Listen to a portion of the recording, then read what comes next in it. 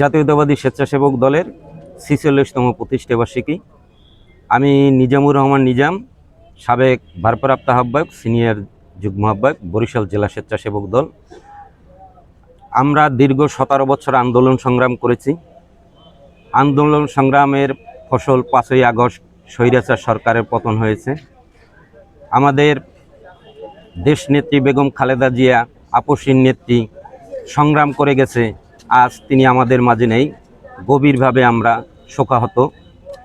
এই দেশের আন্দোলন সংগ্রাম করে দীর্ঘ ১৭ বছর যেভাবে আমরা আন্দোলন সংগ্রাম করে দলকে সাপোর্ট দিয়েছি, দেশ থেকে স্বৈরাচারকে পতন ঘটাইতে সক্ষম হয়েছি।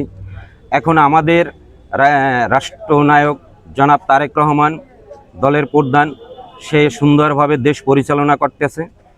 জাতীয়তাবাদী স্বেচ্ছাসেবক দল সম্পূর্ণভাবে মাঠ পর্যায়ে আমরা তাকে সাধুবাদ জানাই, যেন সামনের দিনগুলো আরও ভালোভাবে দেশকে পরিচালনা করতে পারে। আপনাদেরকে ধন্যবাদ। আজকে কি আয়োজন কি? আজকে আমাদের একটি র্যালি আছে। র্যালির পরে আমাদের বিএনপির অফিসের সামনে, টাউন হলের সামনে আলোচনা সভা আছে।